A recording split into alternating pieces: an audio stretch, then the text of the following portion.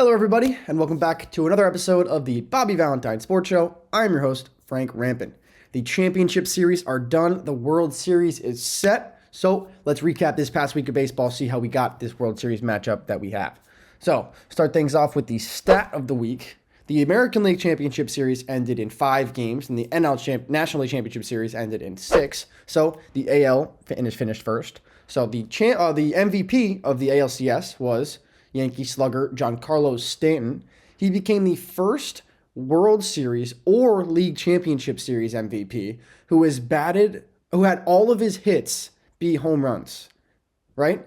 All of Giancarlo's hits, homers. 4 homers in this series, only hits that he had. The only other players in Major League Baseball history to have won a World Series or League Championship MVP and had all their hits be home runs were pitchers.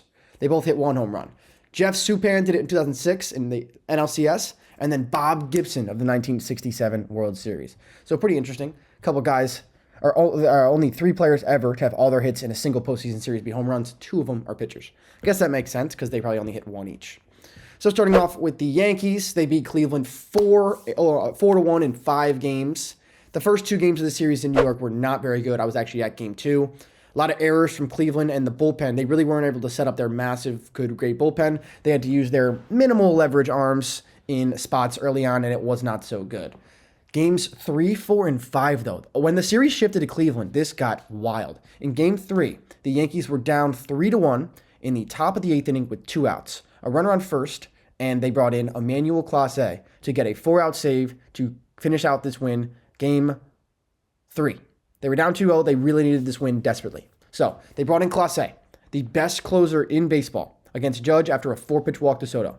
Judge works a two-strike count, gets a 100-mile-an-hour cutter that Clase throws painted away on the black, and Judge ripped it. It was maybe 10 feet off the ground, 15 feet off the ground, just absolute missile off the top of the wall and gone. 2-run home run with 2 strikes in the top of the 8th inning off of the best closer in baseball, tied the game. So then that brought up Giancarlo Stanton, and I just said he won MVP of this series. And what did he do? Worked another long at bat against Clase and took his slider deep. So back-to-back home runs off the best closer in baseball, 2-run homer to tie it from Judge, and then a go-ahead bomb from Giancarlo Stanton. Back-to-back home runs, Yankees lead 4-3. 5-3, the Yankees tacked on another one in the top of the 9th, going to the bottom of the 9th inning, and Luke Weaver, who has been unbelievable for the Yankees in this postseason, comes up. He did allow a leadoff base runner, but then a double play from Josh Naylor erased the threat. So 2 outs, nobody on, Yankees up by 2. Lane Thomas rips a double off the wall. So now runner on second, tying run at the plate. Pinch hitter comes up to the plate. John Kenzie Noel, big Christmas. First pitch is a ball. He gets a hanging sinker from Luke Weaver, and he crushed it. 2-run bomb, ties the game with 2 outs in the bottom of the 9th inning. The first ever pinch hit, game-tying home run in the 9th inning or later in postseason history. Unbelievable. This game was wild. So 5-5, game goes to extras. Yankees failed to score in the top of the 10th, and David Fry, who also didn't start this game, hit a 2-run, 2-out again, walk-off home run to give Cleveland their one and only win in this series. But games 4 and 5 also were close. Yankees tied things up, Cleveland tied things up in game 4 late, and it was 8-8 or 6-6 going to extra innings. Yankees tacked on 2 in the top. And then in the final game of the series, the Guardians were winning the whole game. Yankees responded late. Giancarlo hit a 2-run homer to tie it up, and then Soto hit a blast in extras that sent the Yankees to the World Series. Unbelievable. Like I mentioned, that big Christmas homer. First game tying pinch hit home run with 2 outs in the bottom of the 9th or later in MLB postseason history. And speaking of Cleveland, they lost both the games in New York, 1 and 2, very badly. Games 3 through 5 in Cleveland were very good, but Emmanuel Clase and this bullpen were unable to hold up. Clase entered this series. He had 5 earned runs over 74 1/3 innings in the regular season. 5 earned runs in 74 1/3 innings pitched. In the postseason, he allowed 8 earned runs in only 7 innings. Unbelievable. That's what happens in baseball. It's crazy. Ridiculous. So now going over to the NLCS. The Los Angeles Dodgers beat the New York Mets 4-2 in 6 games to advance to the World Series. The Dodgers became the third team in postseason history to have 4 strikeouts in a 5-game span, joining the 2020 Braves and the 1905 Giants. Max Muncy's 7 career home runs at Dodger Stadium in the playoffs are the most by any other player.